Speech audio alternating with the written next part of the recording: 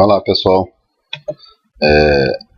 estamos aqui gravando mais uma aulinha para vocês, aula 10 do curso de ECG Fácil, paredes do ventrículo esquerdo. Meu nome é Felipe, sou cardiologista aqui em Cuiabá atuando. Aula passada, aula 9, aula de QRS, terminando a aula de QRS, não gostei muito, tá? A aula ficou muito mal feita, eu achei, e com alguns problemas de gravação, na verdade vários problemas de gravação. Estou pensando em regravar essa aula, porém vou tentar terminar o curso antes, e aí a partir de então vou tentar regravar algumas aulas que acho que não ficaram tão boas, e essa é uma que definitivamente não ficou boa, e eu vou tentar regravar, beleza? Bom, esse, para quem não conhece, é Jon Snow. E essa é a minha cara quando fiquei sabendo que a temporada de Game of Thrones, a temporada 7, só vai estrear em agosto e setembro do ano que vem. A tristeza total, né? E essa é a cara que provavelmente vocês vão ficar quando ficarem sabendo que eu me comprometo a partir de então gravar as aulas com a maior rapidez que eu puder, tá? Já que a gente não tem Game of Thrones para distrair, então com certeza a gente vai ter uma distração aqui no curso de ECG Fácil, beleza? Essa aqui, para quem não conhece, é a muralha, né? Também de Game of Thrones. Então, como a gente vai falar de paredes, eu achei legal botar a grande muralha. E este é nosso amigo Homer Simpson, recapitulando as coisas e nos orientando a partir do que a gente vai falar hoje. Então, a gente vai falar sobre paredes do ventrículo esquerdo. Olha só, do ventrículo esquerdo, não do coração. Tá? Quando a gente define parede do coração, a gente está falando exclusivamente do VE. Tá? Em geral, a gente coloca só paredes, mas eu estou colocando do VE para vocês saberem que o ventrículo direito ele não é definido por paredes, ele é definido pelo ventrículo mesmo. É ventrículo direito e ventrículo esquerdo, ok. O ventrículo esquerdo tem várias paredes, o ventrículo direito é definido apenas como ventrículo direito, ponto. Não consigo falar, pelo menos eu, Felipe, não consigo falar de infarto agudo do miocárdio sem falar de paredes do VE. Portanto, eu preferi gravar essa aula à parte antes de a gente falar sobre infarto propriamente dito. Aula de síndrome coronariana aguda, provavelmente, na verdade, com certeza, é a próxima aula a ser gravada. Isso é legal, né? Eu gosto muito desse assunto. Para ser didático, essa aula ser mais didática, na verdade, essa aula de AM, é importante que eu falasse antes de paredes do VE, que é um assunto não tão legal, e é um assunto um pouco complexo, um pouco difícil. Tem que ter noção de anatomia cardíaca, tem que ter noção de um pouco de física, né? Porque saber como é que capta os vetores, né? Os eletrodos e tudo mais. Então tem que ter alguma noção sobre isso. A síndrome coronariana aguda, como tema de aula, eu tenho pensado nesse assunto o seguinte: como eu vou falar sobre infarto na próxima aula, eu tenho pensado em gravar uma aula tema da cardiologia mesmo. Não falar só sobre eletro, falar sobre o tema propriamente dito, síndrome coronariana aguda, por exemplo, falar sobre diagnóstico, tratamento, eletro, enzimas, enfim, falar sobre uma aula completa sobre síndrome coronariana aguda, uma aula mais completa, de 1 hora mais ou menos, ou parcelada em tratamento, diagnóstico, enfim, vou pensar sobre isso. Queria que vocês colocassem sugestões sobre isso que eu estou falando, tá? De gravar aulas fora do curso de eletro, se é interessante, se não é interessante, se a maioria falar que realmente só tem que falar sobre eletro, eu vou esquecer isso, mas eu tenho essa ideia de gravar aula de síndrome coronariana aguda, entre outros temas, tá? Tomando uma cervejinha aqui. Bom, essa é uma imagem que eu gosto muito, né? Imagem mostrando que o eletro consegue capturar todos os vetores do coração e consegue ver esse coração em 3 dimensões, tá? Por isso que o eletro é tão fantástico e é usado até hoje como um principal exame na detecção de síndromes coronarianas agudas. Aqui, para quem não sabe, é o coração. Bom, aqui eles cortaram o coração no meio, tiraram uma parte para cá, uma parte para cá, né? Não é bem isso, né? Mas é mais ou menos como se fosse isso. E aqui a gente pode identificar o ventrículo direito, a parede anterior do ventrículo esquerdo, a parede septal, a parede inferior e a parede lateral. Tá? Tudo isso aqui é o ventrículo esquerdo. De novo, ventrículo direito e o ventrículo esquerdo subdividido em parede anterior, parede lateral, parede posterior, parede inferior e parede septal. Aqui só dando nome aos bois: VD, septo, parede anterior, parede lateral, parede inferior. De novo, VD, septo, parede anterior, parede lateral, parede inferior, certo? Esses dois aqui são os músculos papilares, que são com quem abrem as válvulas, a válvula mitral, Aqui já num desenho mais esquemático, mais fácil de observar: parede anterior, parede lateral, parede inferior, septo, VD. VD um pouco anteriorizado, aqui está na posição normal do VD.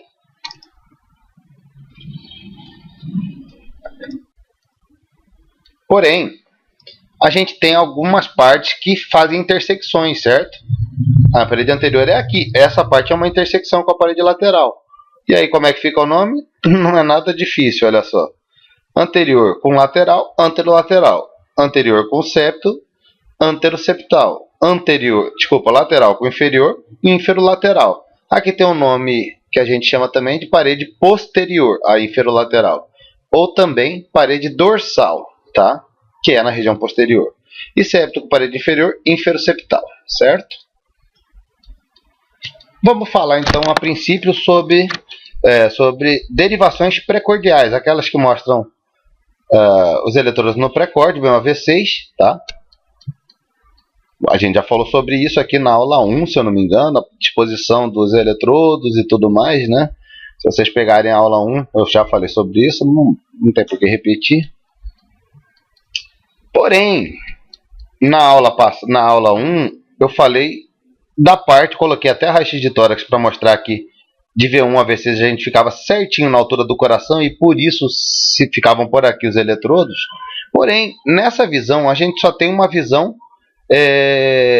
de uma dimensão, né? A gente só está vendo a dimensão plana aqui, né? Que é a região plana do tórax. Porém, o tórax é dividido em duas posições claras, para a gente ter uma imagem em 3D, que é a posição posterior anterior aqui e a imagem lateral. Juntando as duas, a gente tem a disposição do tórax perfeita. Perfeito? Aqui a posição lateral do tórax, o perfil, antes coloquei um desenho esquemático mostrando que o VD fica na frente e encostado no diafragma, o VF fica um pouquinho atrás e indo para a ponta do coração, para a ponta do seio costofrênico para cá, e aqui o átrio esquerdo. Aqui esse desenho mesmo mostrado esquematicamente, né? Aqui um desenho mostrando os eletrodos são dispostos em forma, como pensando numa terceira dimensão, e o próximo realmente mostrando isso, olha lá. Lembrem que o V6 se posiciona na linha axilar média, né? Então ele é no quinto espaço intercostal, linha axilar média. Se é na linha axilar média, ele está pegando a parte lateral do corpo, não é isso? Aqui ele já está posicionando o V3 e o V4R. V3 e o V4R são derivações para capturar coração direito, ventrículo direito, que são derivações que posicionam exatamente na frente do V3, o V3R, e exatamente na frente do V4 no V4R, só que do outro lado, como se eu colocasse o espelho aqui e as derivações fossem jogadas para lá. Por que não tem V2R, nem V1R? Porque o V1 nada mais é que o V2R, olha lá, certo? Parece bobo, né? Mas às vezes surge essa pergunta: por que não tem V2, V1R? Temos também as derivações posteriores, a derivação V7, V8, tá? O V9 em geral não entra não, tá? Que são derivações para capturar a região posterior do tórax, que vai capturar, por sua vez, a região da parede posterior, inferolateral. Lembram que Parede inferolateral, dorsal ou posterior é a mesma coisa? Então, o V7 e o V8 se posicionam aí. O V7 ele se posiciona no quinto espaço intercostal, linha axilar posterior, e o V8 se posiciona abaixo da escápula, tá? Tá aqui a escápula e esse você coloca ele logo embaixo, o V8, beleza? Aqui, um desenho esquemático mostrando as derivações, como vão ficar posicionadas, de V4R até V8. Aqui já dá para ter uma noção do que cada um vai ver, olha só. V3R e V4R vê quem? VVD, olha só. O V1 VVD também, né? Ele fica à direita do tórax, lembra? VVD também.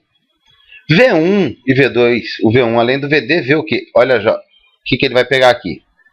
Tá e tá, ele vai ver septo interventricular, tá?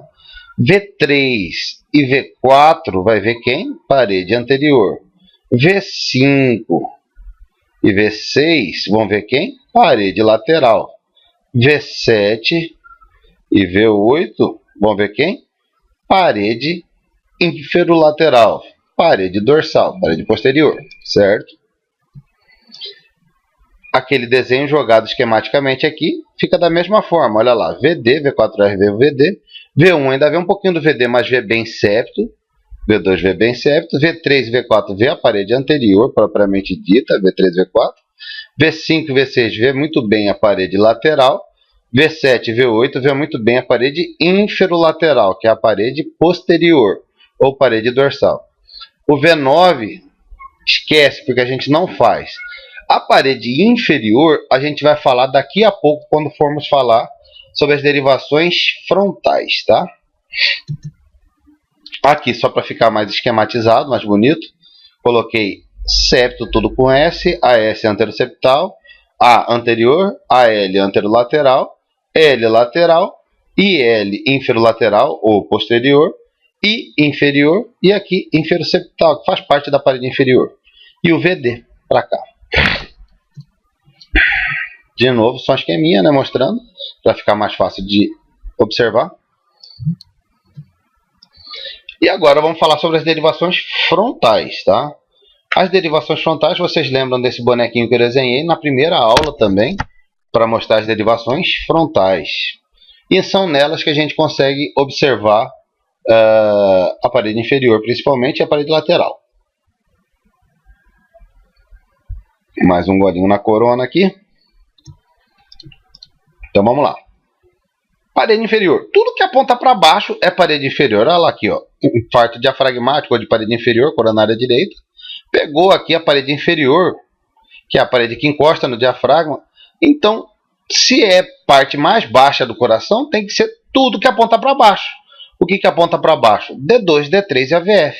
Ou seja, se o coleguinha tiver um supra de ST em D2, D3 e AVF, como vocês vão ver na próxima aula, ele tem um infarto da parede inferior.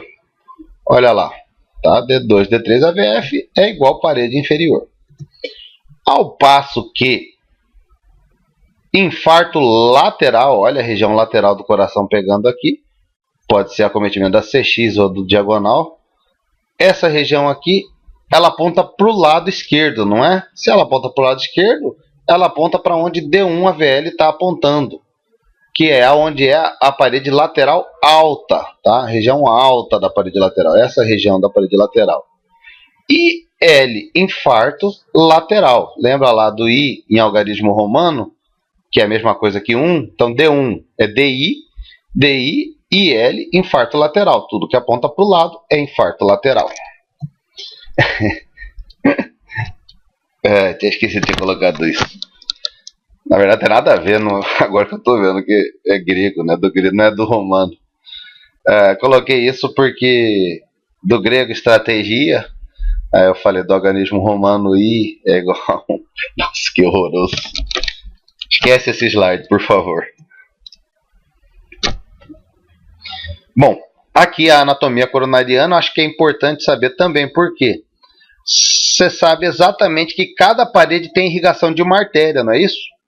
Cada artéria coronária vai irrigar uma das paredes ou alguma parte das paredes, e A partir disso, a gente sabe que a parte elétrica alterada, por exemplo, parede anterior, eu sei que vai ser porque a descendente anterior está cometida.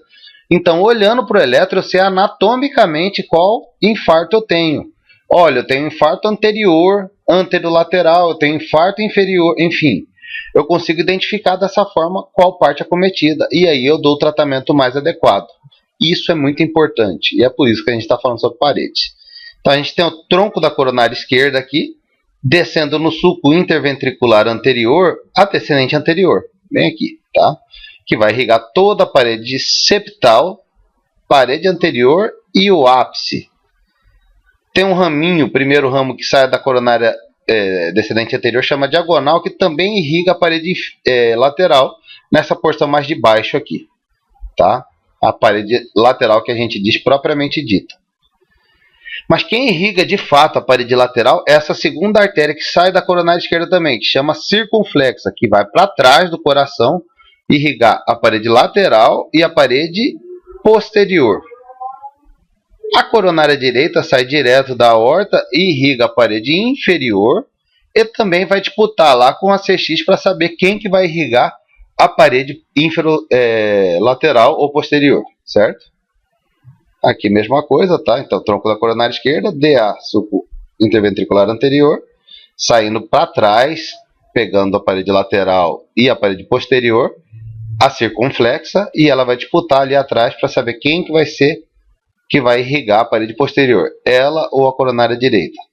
A coronária direita sai para cá, na região sulco atrioventricular, e aí vai descer para a parede inferior e para a parede posterior, disputar com a CX quem vai irrigar. Vamos lá. Aqui, mesma coisa, tá? Só gostei desse desenho, esse desenho ficou muito bom, tá? Esse desenho ficou muito esquemático. Então aqui seria o seio coronariano esquerdo, tronco da coronária esquerda, coronária descendente anterior, com seus ramos septais e seus ramos diagonais, septais irrigando os septos, diagonais irrigando a parede lateral. E indo até o ápice, olha lá, até cruzando o ápice, perfeito? Saindo para trás do coração e do tronco da coronária esquerda, sai quem? Sai a CX, ou a circunflexa, que vai irrigar a parede posterior e a parede lateral. Beleza? É isso. Bom, aqui tem um esqueminha mostrando as paredes em função das artérias. Achei interessante esse desenho, depois eu vou utilizar ele de uma forma diferente, vocês vão ver. Então, parede anterior, parede lateral, parede inferior, parede septal. Lembrem que a artéria descendente anterior é a nossa maior artéria coronária. Vai irrigar o ápice, ela vai lá para a ponta, né? Além da região anterior do VE e região septal, certo? A CX vai irrigar a parede lateral do VE, às vezes vai irrigar a parede posterior, e a parede lateral também vai ser disputada a irrigação pelo diagonal aqui. Vocês lembram? Vou mostrar depois. E a coronária direita vai irrigar a parede inferior, quase sempre, e vai disputar com a CX para irrigar a parede inferolateral, que é a parede posterior do coração. Aqui jogando exatamente aquele desenho na forma por cima daquele desenho que eu já tinha mostrado, das paredes do VE. Então, septo, anteroseptal e anterior, por conta da descendente anterior. Anterolateral, lateral por conta da circunflexa. Inferolateral e inferior por conta da coronária direita, certo? Então aqui ficou mais, eu que fiz, viu? Ficou legal isso aqui. A DA está cuidando do septo da parede anterior, às vezes emite o raminho diagonal que vai disputar com a CX para ver quem que vai irrigar a parede lateral. Parede lateral CX e a parede posterior, a disputinha aqui numa garrinha entre a CX e a CD. E a CD com a parede inferior. A CD irriga também o ventrículo direito. O próximo desenho mostra isso. Olha só. Gostei muito desse desenho. DA, território da DA pegando o septo quase inteiro e a parede anterior. CX pegando parede lateral e às vezes disputando a parede posterior aqui com a CD. A CD pegando a parede toda, a parede inferior. E às vezes pegando o ventrículo direito, olha só. Em geral, quem irriga o ventrículo direito é a coronária direita. Esse carinha aí tem um amigo meu que usa muito ele. Toda vez que ele tá confuso com alguma coisa que a gente conversa e tal, ele joga esse memezinho aí do cara confuso. Como que eu vou dar uma aula de eletro sem colocar nenhum eletro, né? Estranho isso. Realmente. Mas eu vou colocar 2 eletros só esquemáticos, mas eu quero que vocês peguem eletros e olhem. Se vocês não olharem eletros, vocês não vão aprender, gente. Tá? Então vale a pena vocês buscarem eletros e tentar definir as paredes a partir disso daí, entendeu? Você pega o eletro, olha, ó, aqui é a parede lateral, aqui é a parede inferior, aqui, enfim, vai testando. Aqui tem um esqueminha, tá? Mostrando exatamente isso. Então vamos lá, primeiro para as derivações frontais. Primeiro, a VR não serve para nada, tá? A VR ele serve para uma coisinha só, que a gente vai falar na aula que vem, quando ele está soprado e tudo mais. Mas esquece a VR, não, ele só vai te confundir, tá? Então, parede lateral, lembram lá do estratégia IL, infarto lateral, lembra? Então, parede lateral D1 AVL e V5 e V6. I e L a gente chama de lateral alta e V5 e V6 a gente chama de lateral propriamente dita, tá? Parede inferior, lembra tudo que aponta para baixo, D2, D3 e AVF.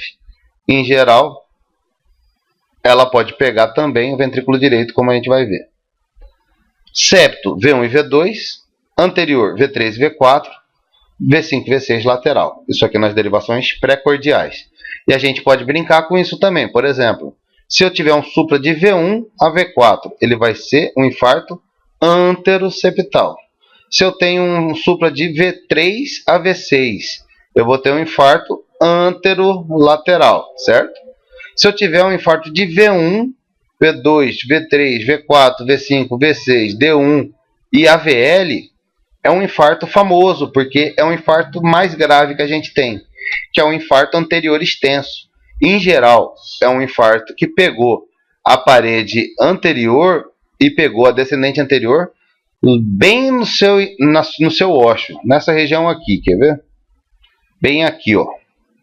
Bem aqui. Quando o infarto é bem aqui, ele pega a parede anterior inteira, os septos, que são os ramos septais, vão perder também, infartar, e o diagonal, o ramo da parede lateral, vai ser perdido. Então você vai ter um infarto tanto da parede anterior, quanto da parede septal, quanto da parede lateral, entendeu? Então por isso um infarto muito grande, chamado infarto anterior extenso.